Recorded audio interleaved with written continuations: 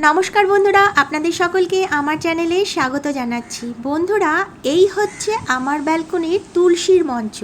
আমার বহুদিনের ইচ্ছা ছিল দরজা খুলেই যেন আমি তুলসীর মঞ্চটাকে প্রথমেই দেখতে পাই।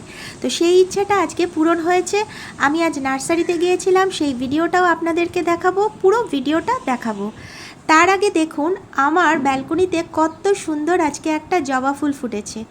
এই গাছটা আমি কিছুদিন আগেই লাগিয়েছিলাম, তার মধ্যে গাছটা অনেক বড় হয়েছে এবং গাছ ভর্তি কড়িও হয়েছে।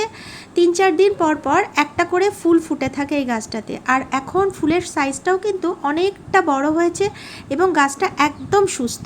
তো বন্ধুরা, এবার চলুন নার্সারিতে যাই, সেখানে কত রকম টব আছে দেখাই। দেখুন কত টব, প্রচুর টবের কালেকশান কিন্তু এই নার্সারিটাতে। আর এই তুলসীর মঞ্চগুলো অনেক ধরনের রয়েছে, বিভিন্ন সাইজেরও রয়েছে। আর প্রত্যেকটা তুলসীর মঞ্চেই স্বস্তিক চিহ্ন কিন্তু রয়েছে। আর আমার এই রকমই একটা তুলসীর মঞ্চ পছন্দ। তো এই তুলসীর মঞ্চটাও বেশ সুন্দর, রাধাকৃষ্ণের ছবি রয়েছে, কিন্তু এতটা বড় কিন্তু আমার নেওয়ার ইচ্ছা নেই, একটা মাঝারি সাইজের পছন্দ। তো আমার এই আকাশি রঙেরটা বেশ পছন্দ, এটার মধ্যেও স্বস্তির চিহ্ন রয়েছে, তো এটাই আমি নেব। তার আগে একটা ইউনিক গাছ আপনাদের দেখাই। দেখুন কত সুন্দর পাতাবাহার গাছটা, খুব সুন্দর একটা পাতাবাহার গাছ। তো বন্ধুরা, এটা হচ্ছে আমার ব্যালকনির একটা ছোট্ট তুলসী গাছ। আর এই তুলসী গাছটা কিন্তু আমার একটা তুলসী গাছের টবেই কিন্তু হয়েছে। আর এখানে অনেকগুলো তুলসীর চারা হয়েছে, তার মধ্যে এই চারাটাই এখন একমাত্র ছোট রয়েছে। আর এটাকেই আজকে আমি ওই তুলসী মঞ্চে লাগাবো।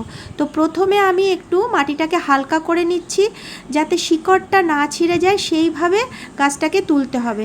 যদি মাটি শুদ্ধ তোলা যায় তাহলে তো খুবই ভালো হয়, আর যদি মাটিটা ছেড়ে যায় তাও যেন শিকড়টা যেন না ছিঁড়ে যায়। তো আমি তো এখানে মাটি শুদ্ধ তুলতে পারিনি, হালকা করেই তুললাম, কিন্তু অনেকটা বড় দেখছি শিকড় হয়েছে এবং অনেক নিচে অবধি শিকড়টাও গেছে। গাছটা ছোট কিন্তু শিকড়গুলো দেখুন অনেক বড় হয়ে গেছে। তো মাটিটা আমি ঝেড়ে নিলাম একটু, শিকড় একদম যেন না ছেড়ে। তো দেখুন কত বড় শিকড়গুলো হয়েছে। গাছটা কিন্তু ছোট। তুলসী গাছ কিন্তু দু রকমের হয়ে থাকে, কৃষ্ণ তুলসী আর এরকম সবুজ পাতাওয়ালা একটা তুলসী। তো আমার একটা কৃষ্ণ তুলসী গাছের শখ আছে, পরে দেখি আর একটা ওরকম গাছ লাগাবো। তো এই গাছটাকে আমি একটা মগের ভেতরে জল নিয়ে প্রথমে কিছুক্ষণ রেখে দিলাম, 0.5 ঘন্টা 40 মিনিট আমি এই জলের ভেতরে একটু রেখে দিলাম। তারপরে আমি এটা তুলসী মঞ্চে প্রতিস্থাপন করব।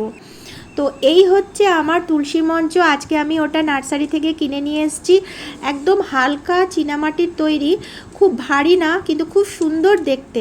আর আমার ছোটোর মধ্যে একটু ইউনিক দেখতে হবে, সেটা বেশ ভালো লাগে। আর কি সুন্দর দুদিকেই রয়েছে স্বস্তিক চিহ্নটা। তো আমার আজকে একদম তুলসীর মঞ্চে তুলসী গাছ থাকবে, সেই ইচ্ছেটা আজকে পূরণ হয়ে গেল।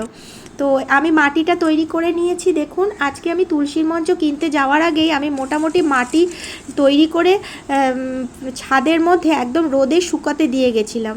তো একটু সামান্য বালি নিয়ে নিয়েছি এখানে, আর মাটি আর গোবর সার নিয়ে নিয়েছি, আর এখানে আর কিচ্ছু দিইনি। তো এই 3টে জিনিসকে একত্রিত করে ভালো করে আমি ছাদের মধ্যে রোদের মধ্যে শুকিয়ে একদম ঝুরঝুরে করে নিয়েছি। কারণ আমাদের ব্যালকনিতে অতটা রোদ পড়ে না যে আমি মাটি শোকাতে পারবো, সেই জন্য এই মাটি টাটি শোকানোর জন্য আমাদের সবসময় ছাদেই যেতে হয়, সেখানে গিয়ে আমরা মাটি এই ধরনের জিনিসগুলো শুকিয়ে নিয়ে আসি। তো গোবর সারের একদম শক্ত হয়ে গেছে, তো জল পড়লে এটা নরম হয়ে যাবে। দেখুন মাটিটা একদম ঝুরঝুরে। এখন প্রথমত এখানে কোনো রকম খাবার দাবার দরকার নেই, শুধু গোবর সার, একটু বালু আর মাটি। আর আমি এখানে সামান্য একটু নিমখোল নিচ্ছি, খুব সামান্য, প্রায় 1.5 চামচের মতন একটু নিমখোল নিয়েছি। আর কিচ্ছু কিন্তু দেওয়ার দরকার নেই, এতেই গাছ একদম সুস্থভাবে দেখবেন বেড়ে উঠবে, কোনো কিচ্ছু দরকার নেই। একটু সূর্যের আলোটা যেন থাকে, কিন্তু এখন আমি যেহেতু বসাবো তখন প্রথম 3-4 দিন যাতে সূর্যের আলো না পড়ে সেইভাবেই রাখতে হবে গাছটাকে। এটা হচ্ছে একটি টব ভাঙা টুকরো, মাটির টব ভাঙা টুকরো। এই টুকরোটাকে আমি তুলসী মঞ্চের ভেতরে যে হোলটা রয়েছে ঠিক সেই হোলটার ওপরে আমি দিয়ে দিলাম। এখানে আপনারা শক্ত পিচবোর্ডও ব্যবহার করতে পারেন। এর ফলে কি হবে, কাদা জলটা না গিয়ে প্লেন জলটা এখান দিয়ে বেরিয়ে যাবে। আর আমি যে মাটিটা তৈরি করে রেখেছি সেই মাটিটাকে এবার আমি অল্প অল্প করে তুলসী মঞ্চের ভেতরে দিয়ে দিচ্ছি। দেখুন সুন্দরভাবে আমি মাটিটা ভরে নিচ্ছি। সমস্ত মাটিটাকে আস্তে আস্তে আমি তুলসীর মঞ্চের ভেতরে দিয়ে দিচ্ছি। এরপরে যে গাছটা রয়েছে সেই গাছটাকে আমি আস্তে করে নিয়ে এর ভেতরে লাগাবো। তো পুরো মাটিটাই আমি এখানে ঢেলে দিলাম দেখুন, এবং চারিদিক থেকে ভালো করে ছড়িয়ে নিলাম এবার মাটিটাকে। এরপরে আমি গাছটাকে নিয়ে আসছি। গাছটাকে নিয়ে এমনভাবে লাগাবো যেন শিকড়গুলো সম্পূর্ণরূপে মাটির ভেতরে যেন থাকে, এইভাবে গাছটাকে লাগাতে হবে। কিন্তু আমার মনে হচ্ছে সমস্ত মাটিটা দেওয়াতে গাছটা লাগানো যাচ্ছে না, সেই জন্য কিছুটা মাটি আবার নিয়ে আমি সরিয়ে সাইড করে রেখে দিলাম। এরপরে মাঝখানটা গর্ত করে গাছটাকে আমি লাগিয়ে দিলাম, এবং বাকি যে মাটিটা রয়েছে সেটা আমি গাছের চারপাশ থেকে দিয়ে দিলাম। দেখুন সুন্দরভাবে কিন্তু আমার গাছটা এবার লাগানো হয়ে গেল আমার এই তুলসী মঞ্চতে। আমাদের প্রত্যেকের বাড়িতেই কিন্তু তুলসী গাছ থাকে, আর এই তুলসী গাছে আমরা ছোট থেকেই দেখেছি দিদা মারা সকালবেলায় তুলসী গাছে স্নান করেই আমরা জল দিয়ে থাকি, এবং সন্ধেবেলা এই তুলসী মঞ্চে আমরা ধূপ প্রদীপ জ্বালিয়ে থাকি। আর শনিবার তো অনেকেরই বাড়িতে তুলসী মঞ্চের নিচে লুট দিয়ে থাকে, আমরা অনেকেই দেখে থাকি বাঙালি বাড়িতে। এরপরে গাছটা পুরোটাই ভালো মতন লাগানো হয়ে গেল, এবং আমি অল্প অল্প করে জল দিয়ে দেবো।